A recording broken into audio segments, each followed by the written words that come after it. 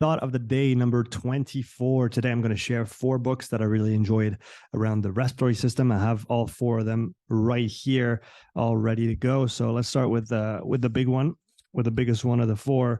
This one is called Exercise Physiology, Human Bioenergetics and Its Applications. Here you go. And you can see the authors here on the side. George Brooks is the main author of this book.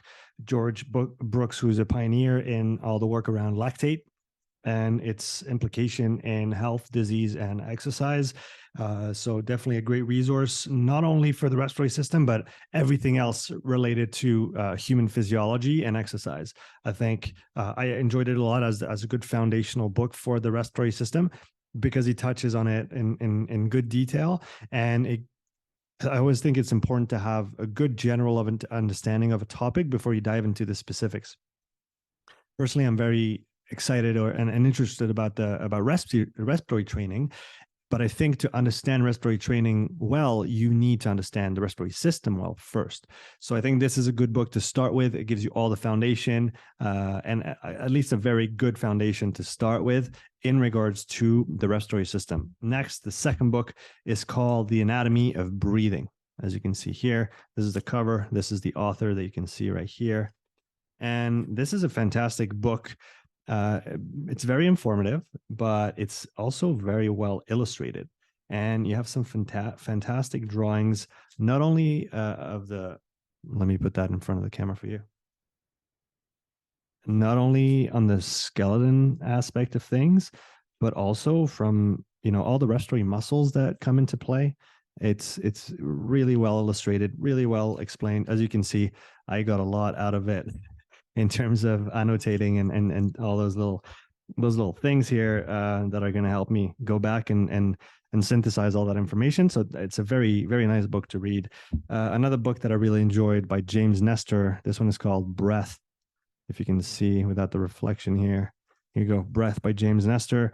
A really good book. He's an investigative journalist, if I'm not mistaken, and he got interested in breathing. He explains that in the introduction and just dove head first and really deep into the topic, exploring different practices, different traditions from everywhere around the world. And I think it's a good book to get an understanding of what is possible, how you can manipulate the breath in different ways for different purposes. Whether it's, I think one of the most fascinating things about the respiratory system, there are many in my opinion, but one of the most fascinating things is that it's our only input, or it's our most significant and most important input into the autonomic nervous system. And we can modulate it in many ways besides our breathing. And so if you want to shift things, whether it's towards the parasympathetic side or the sympathetic side, you have breathing as a tool that you can use. And I think this book is a good illustration of this, and he goes into great detail and, like, again, different practices, different methods, different traditions, and you'll get a really good understanding of all those practices. Definitely not necessarily geared towards the respiratory training aspect of things, although I guess you could coin that respiratory training. I guess when I talk about respiratory training, it's more the respiratory work that is geared towards performance, whether it's on the structural muscular side, whether it is on the biochemical side with manipulating O2 and CO2 levels, those kind of things. All this could be considered, respiratory training. But I think what is more prominent in this book is the psychological and spiritual aspects, which you, again, can access and leverage with breathing. So here you go. And the last one, last but not least, Moshe Feldenkrais, Awareness Through Movement. A very simple book. It goes through, I think it's 11 or 10 or 12 lessons. I think there's about 10 of them. I'm trying to see here on the fly because I didn't prepare very well. 12 lessons.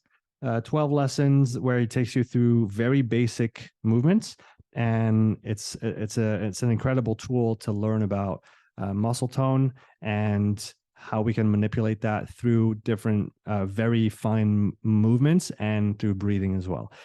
So I think it brings, again, this aspect quite far away from the performance side of things, but it's good to be balanced as an athlete and as a practitioner. So knowing how to do the really hard stuff, but also being well versed in the easy stuff, as someone that I appreciate said, being being great is about doing the basics really, really well. And I think this is part of the basics that we can learn and we can implement.